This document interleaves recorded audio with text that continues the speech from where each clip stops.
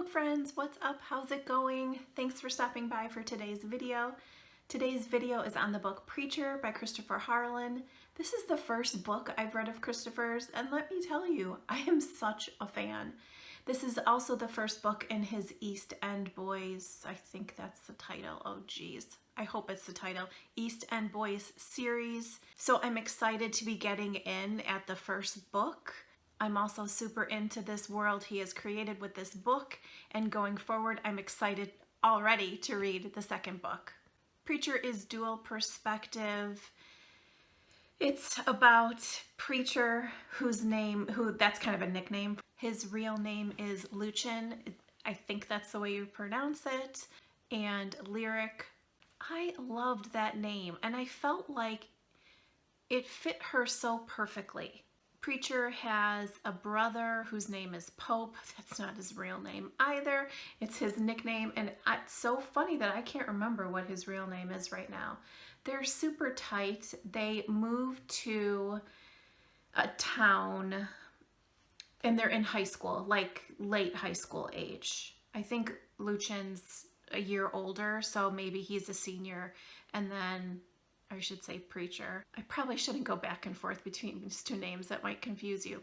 Preacher, I think, will be a senior in high school, and then Pope, I think, is a year younger. They move there with their mom. We don't get a lot of the reason why they move there in the beginning, but then we find out later. Lyric lives in the town. She has a twin sister, Jessalyn, who's like her polar opposite, and then her really good friend, Kennedy. One thing that is pretty apparent, and it's definitely part of the whole story, is this whole social class thing of this town. There's the East End and the West End. The West End is more affluent. There seems to be a great divide between the social classes. The West End people kind of look down on the East End people. Those might be the more traditional, normal people. As far as middle class, normal working people, but there's this whole disparity, and it's unfortunate, but it is the way it is in this town. Lyric lives in just on the border of the East and the West part of town, and there's definitely that kind of division at the school as well. And then, of course, when Preacher moves to town with his mom and his brother, they live in the East End. I can describe Preacher as your typical kind of bad boy.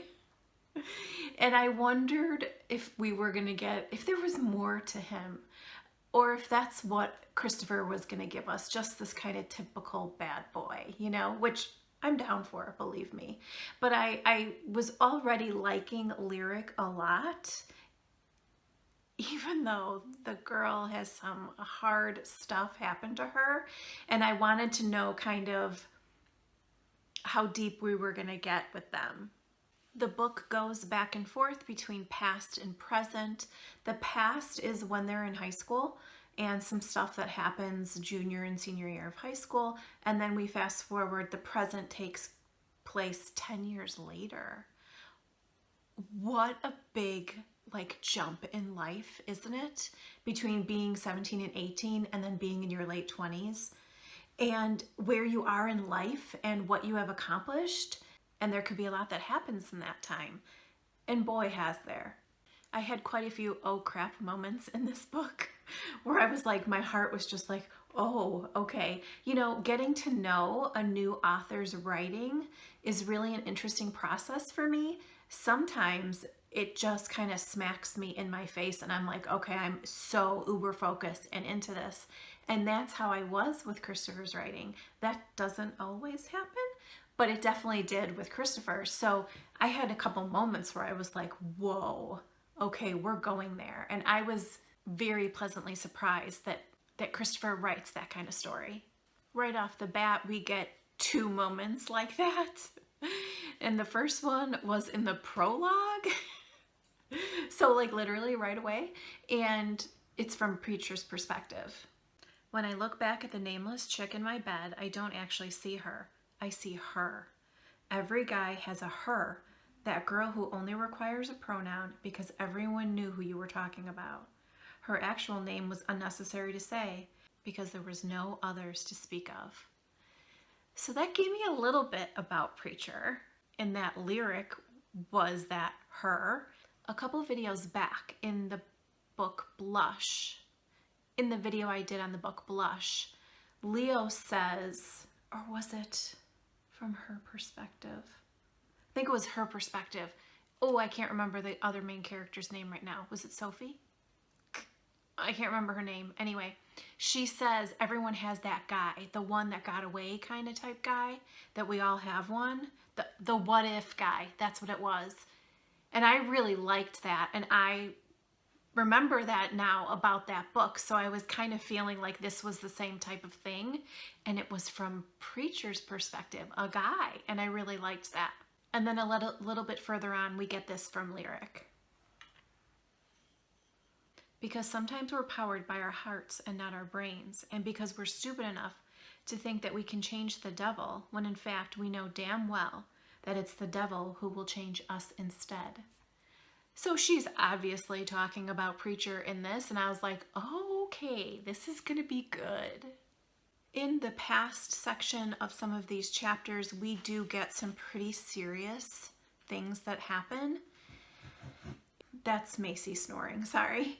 It felt very contemporary in that, and a sign of the times, literally, of right now, in a situation that happens to Lyric with some people she went to high school with. It's bad. And you kind of know that stuff like this is happening to girls. I mean, of course to guys too, but it was hard for me to read because it felt so like it's happening, you know, and I really felt for her. We know that Preacher was not around when that happened. They meet later and they have an instant connection. We have a lot of questions after they meet about him that I wasn't sure if we were going to get answers to. We do get answers to them. But he raised a lot of questions, and then all of a sudden he's gone. And he leaves. And Lyric has no idea why. Completely ghosted her. Pope won't answer any questions, and she is devastated, as you can imagine. Oh my God, I was really pissed, and I felt like he better have a good reason. So then we go to the 10 years later, and we pick up some of the present chapters, and he has walked back into her life like nothing has happened. And I was like, okay, that tells me a lot about him, that he feels like he can just do that. He is unapologetically alpha. He is strong, dominant. He is kind of an asshole, but yet with her, I don't want to say he's soft, but you know that he cares for her. He doesn't take no for an answer. He's like, I'm back and this is happening. And she's like, oh my God, all the work I did on myself to try to get over you, undone in a flash, because in he walks. Yeah, I got all that. It all affected me and my heart very much. There is serious chemistry between them. I mean, she's kind of a puddle around him all the time. And he likes that. And it's just something like this living, breathing organism between them that you feel on these pages. It's very spicy. It's very steamy. And I was into it. And there's this part from Preacher that I was just like, wow. But you're afraid. She laughs at that. Of what? I press into her gently to let her know what she's afraid of. She tries to step back but never looks away. Her cheeks are getting flushed like they do when she's excited. I know her body's feeling everything mine is. What do I have to be afraid of? She practically whispers. The things you've always been afraid of. The thing you fought every second you've known me. You're terrified of giving me all the power, of letting down that last wall that protects you from me. You're afraid that once you do that, I'll have complete control over you. But part of you wants to risk that to find out the answers to the questions. So, I say, pressing closer to her. The only question is, which will win? The part of you that's afraid or the part of you that's curious? She tries to move, but she can't get around me. Her cheeks are blood red and her breath is fast and sweet. She's pretending, trying to escape, but there's nowhere else she wants to be right now. I want only one thing from her, complete and total submission. Oh my God. Like, as a girl that blushes, I blushed a lot in this book because he's just like that. He is just in your face, intense, and that's his girl and he's going for it.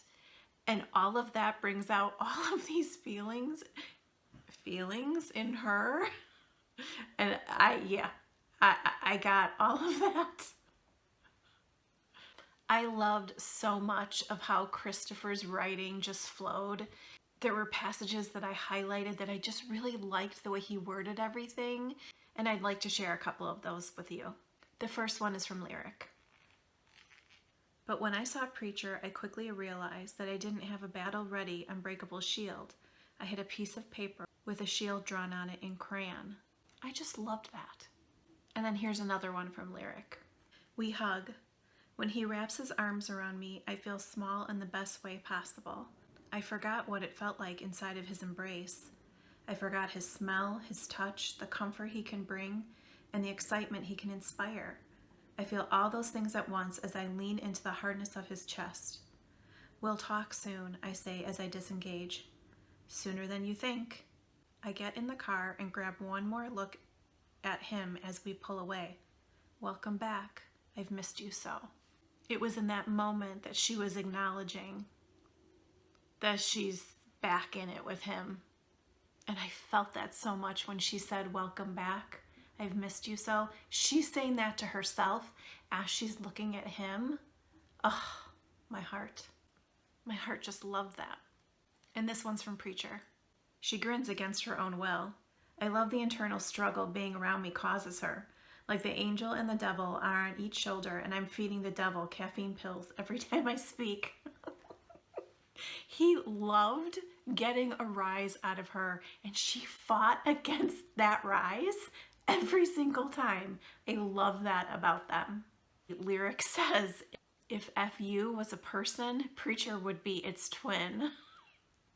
I just thought that was funny, and it says a lot about Preacher's personality. And then the last one, it was kind of a funny moment. Lyric is doesn't really know what to say, and it's kind of awkward, and so she just says, hi. I didn't know what to say. I might as well have told him that I carried a watermelon. So please tell me that you guys know what I'm saying and what Christopher was referring to in this moment. Comment below if you know what she's talking about. I want to know how many people get that reference. I was on the edge of my seat with some of the things that Lyric and Preacher go through in this book. Oh, I held my breath. There's so much I liked about them, and I was happy at the end of this book where we were with their relationship. The exciting part is that I do believe the next book is about Pope. We get a lot of Pope in this book, and I'm anxious to read more about him for sure. Let me know which of Christopher's other books you have read in the comment section below. I would love to get your recommendations.